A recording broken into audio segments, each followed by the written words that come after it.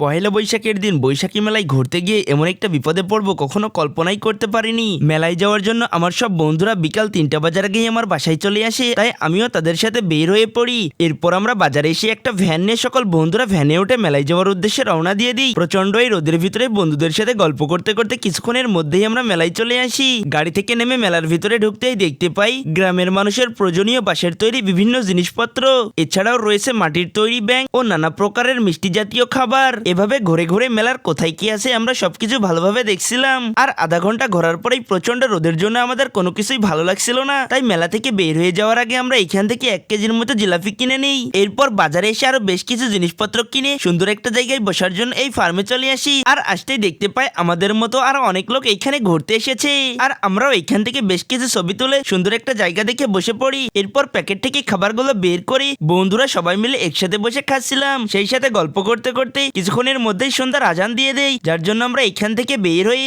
নামাজ আদায় করার জন্য মসজিদে চলে যাই।